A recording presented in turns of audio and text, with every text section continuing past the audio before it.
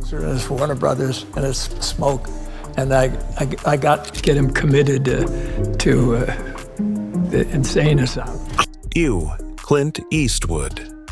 Just the name conjures an image of stone-faced determination, a man who stood tall against villains on screen and convention off it. For over 50 years, he hasn't just been an actor or a director. He's been an American legend, a symbol of rugged independence forged in the fires of spaghetti westerns and tempered in the gritty streets of urban thrillers. We've seen him embody characters who seemed invincible, figures of mythic strength and quiet resilience.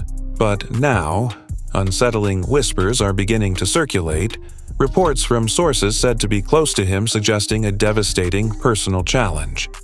It's a diagnosis that, if true, doesn't just threaten his health, it could potentially bring his unparalleled career, one of the longest and most impactful in Hollywood history, to a sudden, heartbreaking end. This isn't just routine news. The very nature of what's being reported is sparking intense discussion, raising profound questions about the man we think we know and the battles even icons must eventually face.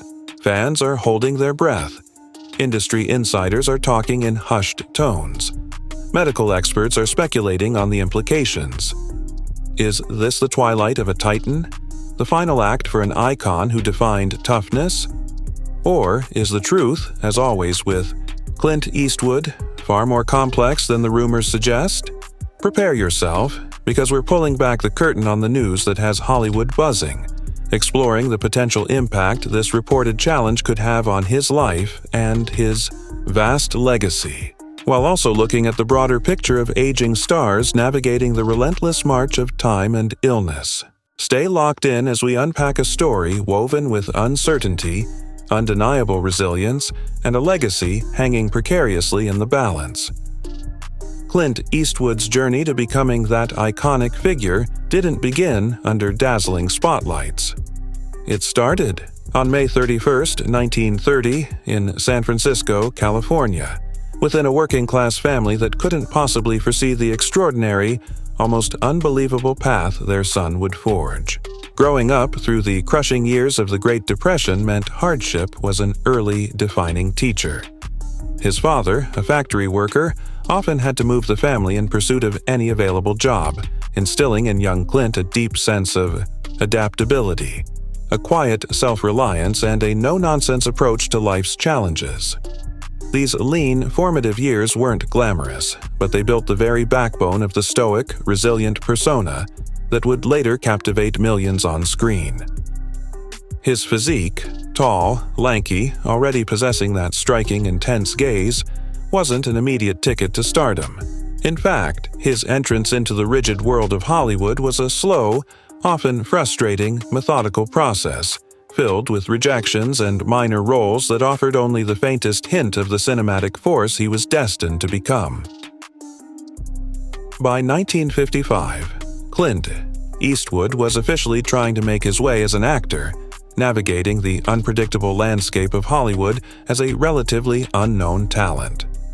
For years, his roles were frustratingly small, often uncredited appearances in B-movies and television episodes. He popped up in things like Revenge of the Creature or episodes of Highway Patrol. It was a grind, but even in these fleeting moments there was something there. A quiet intensity, a brooding presence, a natural screen magnetism that didn't need dialogue to make an impression. Producers and casting directors might not have known exactly what it was, but they felt it, a distinct energy that set him apart, even when he was barely given a line. His big break finally arrived in 1959. He was cast in the television western Rawhide, a show that ran until 1965 and became one of the most popular series on the air during its run. Eastwood played Rowdy Yates, a young, often impulsive cowboy riding opposite Eric Fleming's more experienced trail boss. While Rawhide wasn't necessarily praised by critics as high art, its impact on Eastwood's career was undeniable. It turned him into a recognizable face, a household name across America, and, perhaps more importantly, It provided him with an invaluable training ground to refine his acting style, to learn the rhythms of performance, and to understand the demands of leading a show. Week after week, for 6 years, millions watched him ride, deal with cattle drives, engage in dusty shootouts, and perfect that now famous scowl. He was building a foundation, laying the groundwork for a career that was soon going to explode far beyond the confines of the small screen. But it was truly what happened after Rawhide that would redefine everything. In 1964, Clint Eastwood made a bold, career-altering decision. He took a chance on an unknown Italian director with a vision for a new kind of Western, Sergio Leone.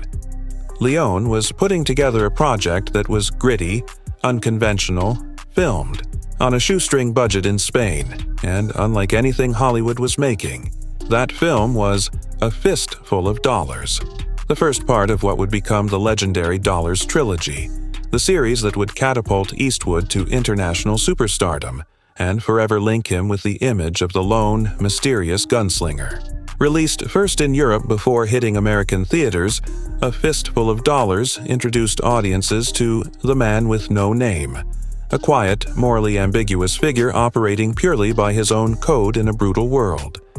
The role was perfect for Eastwood's natural intensity. It demanded he do more with less. Less dialogue, less backstory, fewer traditional heroic acts.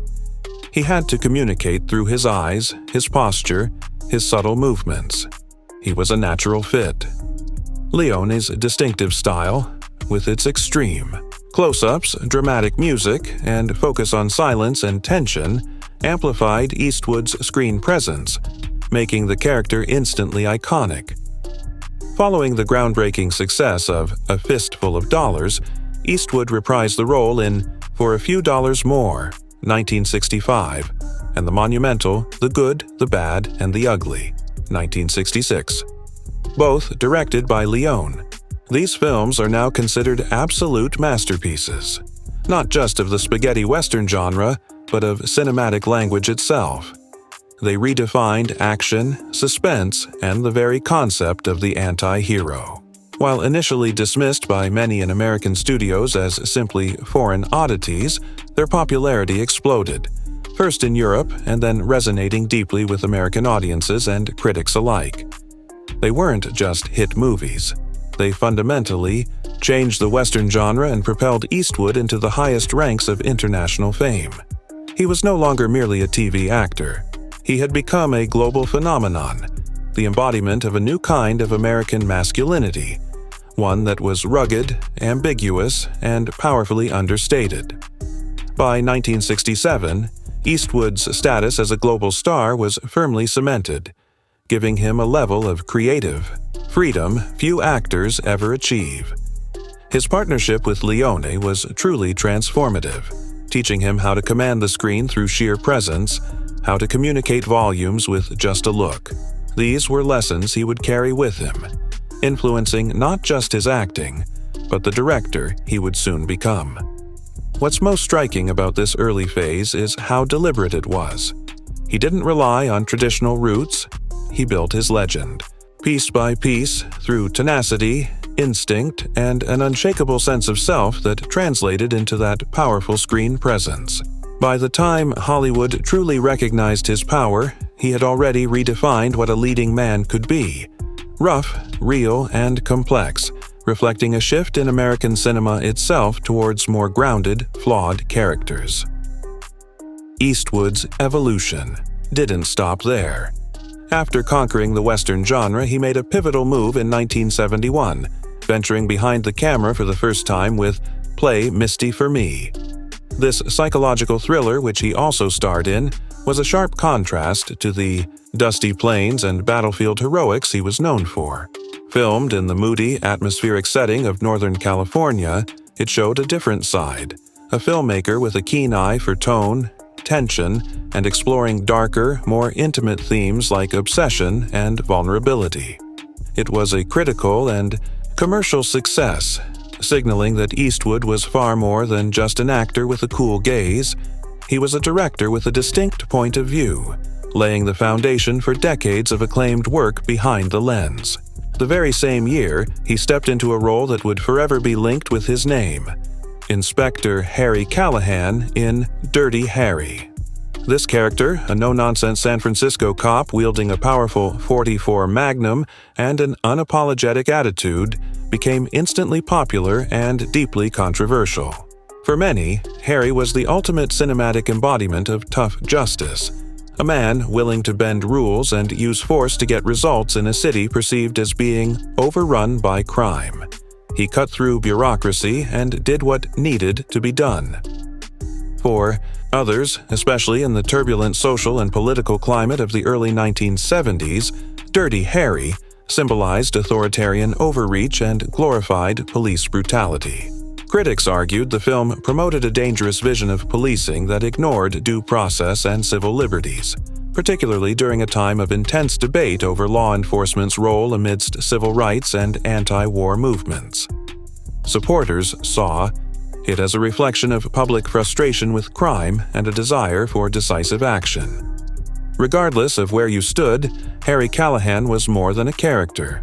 He was a cultural lightning rod, sparking national conversations about law, order, and morality, and solidifying Eastwood's status as a bona fide major movie star who shaped the image of American masculinity in the 70s and 80s.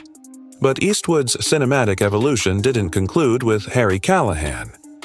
After years of refining his craft both as an actor and a director, he delivered what is widely hailed as one of the greatest modern westerns, 1992's Unforgiven. Not only did he direct it, but he also starred as William Money, an aging former outlaw reluctantly pulled back into violence. Unforgiven was a stark, brooding, profoundly moral film that didn't just revisit the Western genre. It interrogated and deconstructed the very myths he had helped build. It stripped away the romanticism of frontier violence, forcing viewers to confront the real, ugly consequences of taking a life and grappling with hard questions about justice, morality, and the price of redemption. The film was a staggering critical and commercial triumph, earning Eastwood 2 Academy Awards for Best Director and Best Picture. It wasn't just a comeback, it was a redefinition, proving his willingness to critique his own iconic image and demonstrating his mastery of complex storytelling. A little over a decade later, in 2004, he captivated the world again with $1 Million Baby, a quietly devastating drama about a female boxer and her trainer. Unexpected in its emotional depth and brutal honesty, it delved into themes of ambition, dignity, and loss with immense sensitivity. It earned him yet another pair of Oscars for Best Picture and Best Director, confirming his transition from playing tough guys to directing intimate, emotionally rich dramas that resonated universally. Beyond his films, Eastwood also ventured into public life, showcasing another facet of his independent spirit. From 1986 to 1988, he served a term as the mayor of Carmel-by-the-Sea, California, the small, picturesque coastal town where he had long resided. His decision to run stemmed from frustration with local bureaucracy, notably a dispute over a permit for his restaurant. Once elected, he approached the role with characteristic pragmatism, focusing on streamlining local government and supporting small businesses. While his political tenure was brief, it highlighted his desire to make a tangible difference in his community and reflected his deeply held beliefs in personal responsibility and minimal government interference, principles that often echo throughout his cinematic narratives. This period added another layer to his public persona, showing he wasn't just a celebrity with opinions, but someone willing to engage directly with civic issues, aligning with his on-screen image of taking action when needed. Yet, for all his achievements and iconic status, Clint Eastwood's work and public persona have frequently been magnets for controversy and sharp debate. This duality has followed him for decades, with admiration often sitting uncomfortably alongside criticism. While widely respected, his choices both in front of and behind the camera, as well as his outspoken political views, have continuously sparked intense discussion. The controversy arguably began in earnest with Dirty Harry in 1971. As mentioned, the film launched him into megastardom, but also ignited fury from critics who saw the character as a dangerous endorsement of vigilante justice and police brutality. Harry Callahan's willingness to operate outside legal constraints, using excessive force and disregarding civil liberties to achieve results, was seen by many as celebrating a militarized, aggressive form of policing. In the volatile 1970s, marked by civil unrest and intense debates over law enforcement accountability, the film was perceived by detractors as glossing over systemic issues and promoting a culture where due process was secondary to brutal efficiency. While supporters framed Harry as a necessary figure for a society desperate for order, opponents feared the film's impact on public perception of policing. This debate, far from fading, has only become more relevant today amidst ongoing national conversations about police conduct and accountability. Moving into the later stages of his career, Eastwood faced renewed scrutiny with his 2008 film, Gran Torino. The movie, which he directed and starred in, tells the story of a gruff Korean War veteran living in a changing Detroit neighborhood who develops a complex, reluctant relationship with his Hmong immigrant neighbors. Gran Torino received praise for tackling themes of racial tension, cultural clashes, and redemption. However, it also drew significant backlash, particularly concerning its extensive use of racial slurs by Eastwood's character and the portrayal of the Asian characters. Critics argued that while the language might have been intended to show the veteran's prejudiced nature, its sheer volume and the way it was used by a beloved star risked normalizing or giving license to harmful language. There was also debate about whether the film perpetuated stereotypes rather than truly challenging them.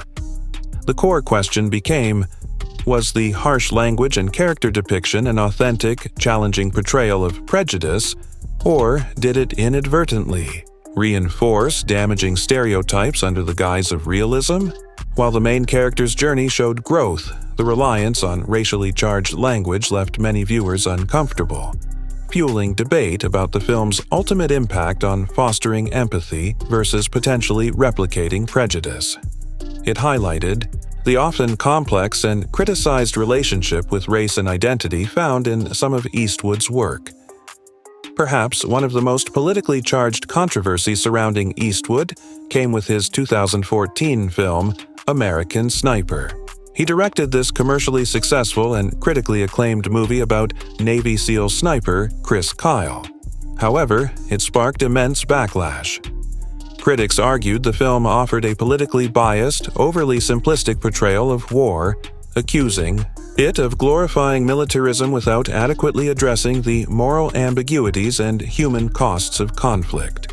Many felt the depiction of Middle Eastern characters was stereotypical, reducing complex geopolitical issues to a simplistic good versus evil narrative.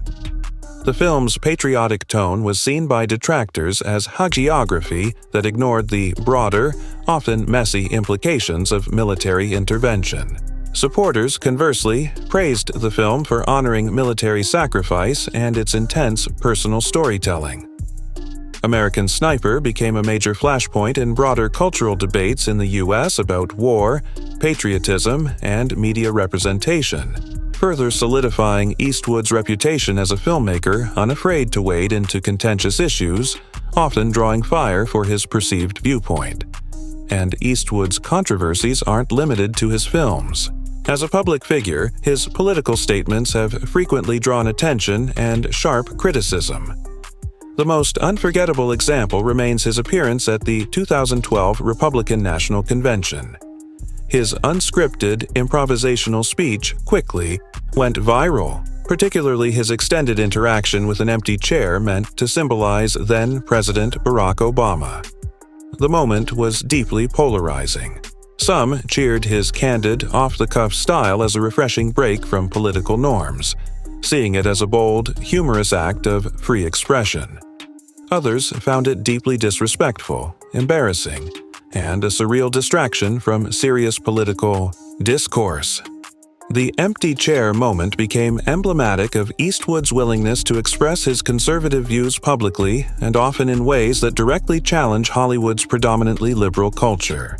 His open support for Republican figures like George W. Bush and Donald Trump, along with his critiques of liberal policies, have made him a divisive figure within the entertainment industry itself, alienating some peers and fans while solidifying his standing with conservative audiences.